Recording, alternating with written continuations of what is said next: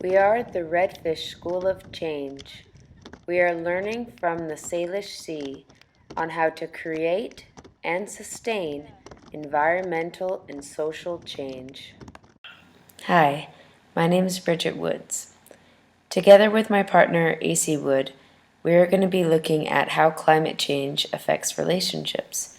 This collaboration came to be because AC is incredibly passionate about climate change, and particularly how climate change is affecting marine ecosystems. I'm also passionate about climate change, but more specifically in relation to how it's affecting people. So we decided to come together, and as we tour the Salish Sea, looking at the environment and speaking to people, we want to see how climate change is changing relationships.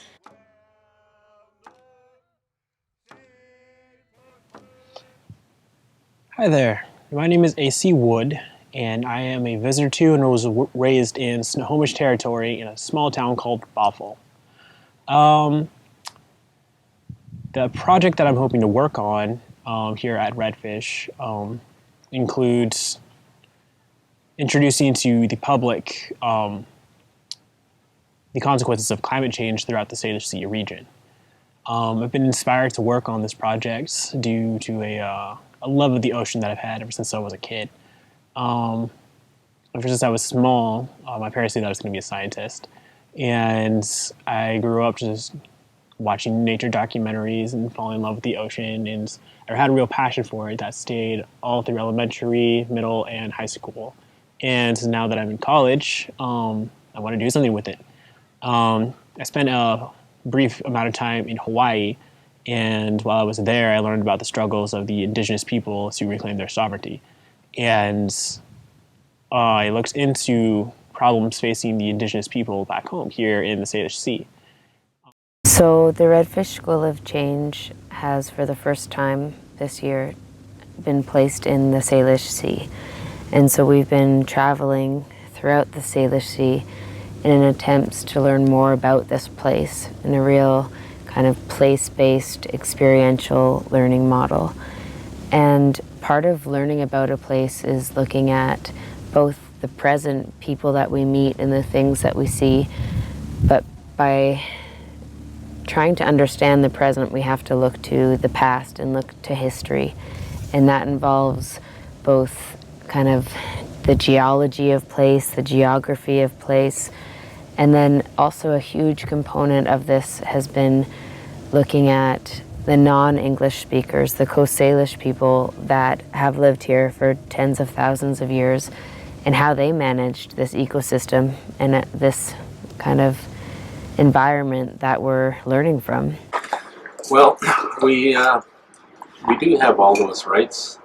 I always feel bad about the clams, and that was one of my favorite foods, and it still is. And every chance I get, I'll eat clams.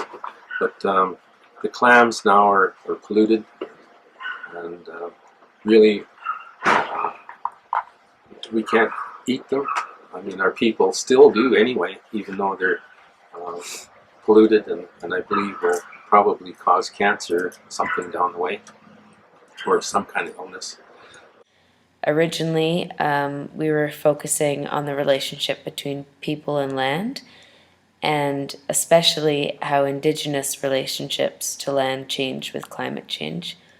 But as we've spent the last 4 weeks traveling, we've noticed that changing relationships are seen with every person that we're meeting, farmers and community members. And another point that has come up is that the relationship between the environment and humans is changing, but also between humans. So our project has taken on more of a broad scope, and it is how climate change is affecting relationships. Derek Maslink, and I'm a local trustee on North Pender Island, as well as I guess, a consultant, community facilitator, and a farmer. So what have I noticed with regards to climate change?